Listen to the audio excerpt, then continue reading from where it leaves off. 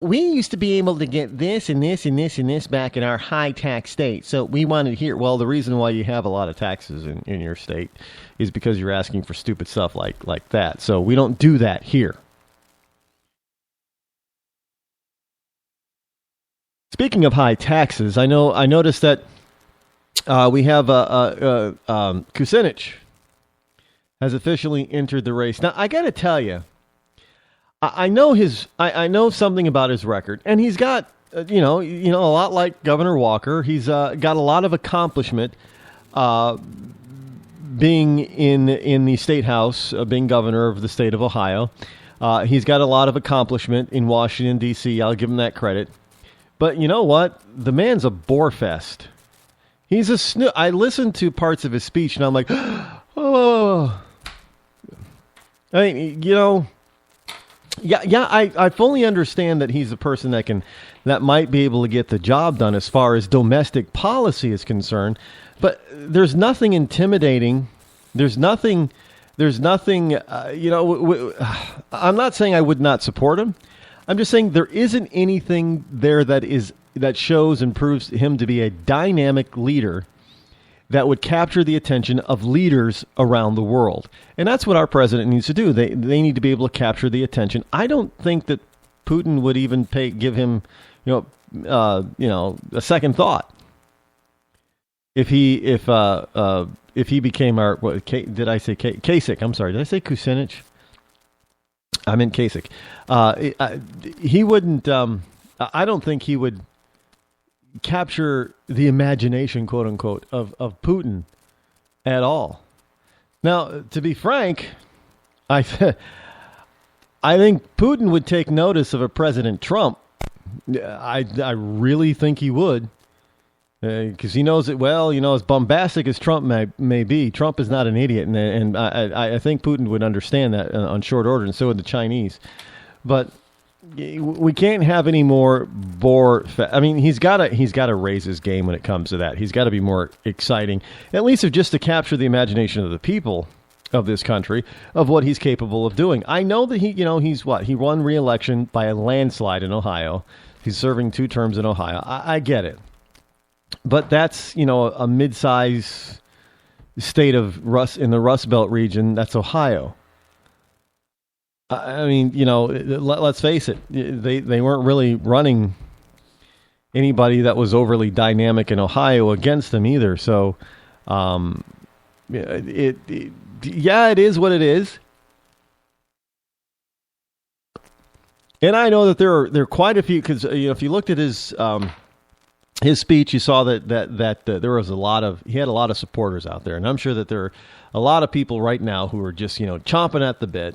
Probably, yelling at me through their computer or writing me a nasty email or something like that. I fully understand that he might be your guy. I get it. He's got a lot of he has a lot of accomplishment. That's not up for dispute. It's the truth. But at the same time, he's kind of boring. Now, I don't think that we need a boring person as president. Maybe it was just a bad speech. Well, it's supposed to be, his announcement speech, so it's supposed to be a good one. But to me, it wasn't all that good. Some people loved it, but there was a lot of meat there, but it just didn't grab me and keep my attention. So that's important. You've got to be able to grab the voters' attention and keep their attention. And I don't know if he can do that on a national scale for a long period of time. It's one thing to be able to keep the attention of a few million people in the state of Ohio, but 100 million people nationwide. I don't know if he's ready for that, if he's capable of that. We'll see. I just don't. I don't know. I'm not saying, I'm not saying that I would not support, maybe after listening to him more and, maybe a couple more speeches that I've seen him give and hear him give, and I might change my mind. But at this particular point, I just don't, I'm not feeling it with him. I'm really not. Now, I like Scott Walker, and he's got similar accomplishments as Kasich, but he's a little bit more dynamic of a speaker. Now, maybe people find Walker boring when he speaks. That's highly possible, and they find Kasich more dynamic. Okay. I don't think so, but okay.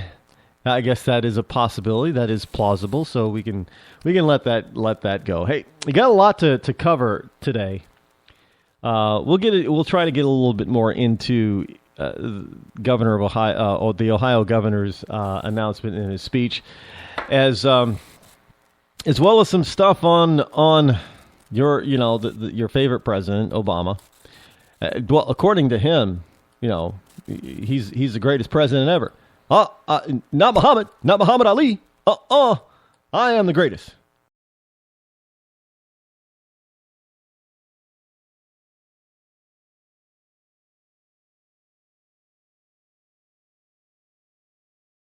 And I dope you. That's what I do. Rope-a-dope. That's what Ali did. Rope-a-dope. So he's in the news. We'll discuss a little bit about that.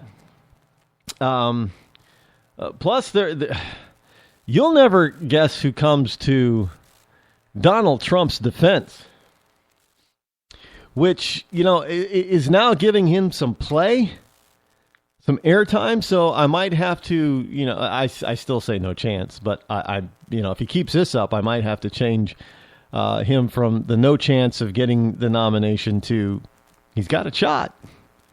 But there's more Donald Trump news, of course. Mayor of New York City also jumps into the fray with Donald. We'll try to get to that. There's some news about the Clintons. Yeah, and it's not necessarily good. It's Clinton's being given cover once again. And if you're thinking about buying a new car, you really ought to think twice about it. We'll get into why.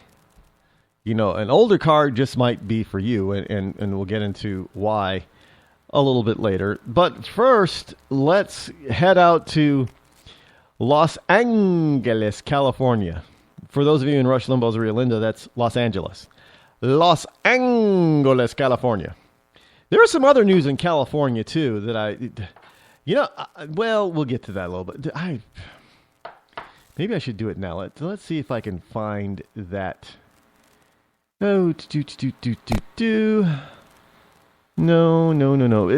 is a story that I came across earlier today that I saw that I don't have it in my paper pile at the moment. Why isn't it in my paper? I need somebody to handle my paper pile. I really do.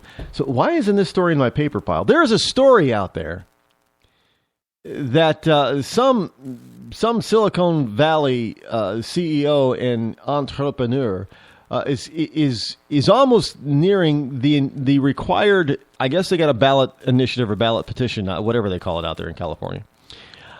He's nearing the number of required signatures to get this question or initiative put on the November 2016 ballot, voting ballot, for Californians to vote on. Now, he's proposing to split up the state of California into 6 smaller states. Now, my whole thing with that, I don't intend to live in California, so it really doesn't bother me one way or the other. However, except for the point that there, at least half of the suggested boundaries for states out of the state of California that he is suggesting, half of them couldn't afford to be on their own. Because, much like New York City, the rest of the state props up these places. And propping them up to the point where they don't have to have outlandish... what is this? I just heard, isn't the income tax like 13%? If somebody's out in there in California, I don't know your income tax rate. Did I hear it was 13%? Is that accurate? just off the top of my head. But he's proposing, that they go into, that they have a ballot initiative on the 2016 ballot, during the election, presidential election, so forth and so forth, to break the state up into 6 smaller states. Now, Northern California might be better off if they did just that, but I don't know about Southern Cal. I don't know if I guess if you made it, because if you made it one state now for Southern Cal, but the names of them are like Jefferson, would be the northernmost state. And then you have West California and South California and North California. Very inventive for California names. I think it's Central California. Oh, and Silicon Valley would be another state. Silicon Valley. Yeah, very, very inventive on the names. I guess, it's just a ballot initiative, so they wouldn't have to actually, they'll probably come up with something more fitting if they were to do that. But anyway, out to Los Angeles, California, which would be a part of, I think it'd be part of West California. Los Angeles would be in West California for the new state. San Diego would be in South California. But Los Angeles would be part of West California if they were to break the state up into 6 smaller states. Police probe death in Los Angeles, California, after they find 1,200 guns. Yes, that's 1,200 guns and 2 tons of ammo from one man's home. Now, that's a bit much. Got to tell you, I believe in, gun advocacy, gun rights, that kind of thing. But really, 1,200, dude? Now, this is just the surface. I'm probably sure that there are some in there that were, collectibles and probably never would be able to fire again. And that, but that's counted in that 1,200.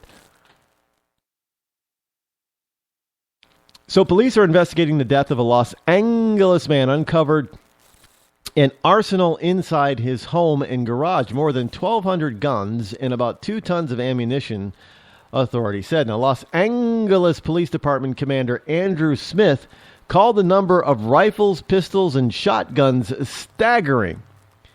Many had never been fired, and some were still wrapped in boxes with price tags still attached. Our truck couldn't carry it all, so said the Commander Smith told the Los Angeles Times. We had to go back and make another trip. There were no signs of foul play. Police have found no evidence the man, who had not been identified, was involved in any kind of criminal activity. But yet, and still, they're confiscating all his weaponry and his ammunition. Well, he can't use it, Rod. He's passed on. Now, police made the discovery after the man's decomposing body was found in a car down the street from his home in the Pacific Palisades neighborhood. Now, decomposing. How long must he have been there? Nobody noticed? Nobody noticed for a while? So it... I guess we'll just have to see, won't we? We'll have to see what the whole story. Well, they say that there's no foul play involved. There doesn't appear to be any foul play. It's not a crime to have a large number of weapons so long as they were legal to own and legally obtain. Commander Smith noted. We want to make sure that's the case. So they're going to take. It doesn't say if there is any. Next of kin or anything like that, who knows, it probably has a next of kin that doesn't want to have the guns, or they're, look, 1,200 guns, you could sell those, especially if they haven't had, if they haven't been used or anything. So they're still in the boxes or price tags, might be able to sell them, make a few bucks off the guns. Oh, but it is California, so they probably wouldn't want to give them to his relatives, even if his relatives could legally own all those guns.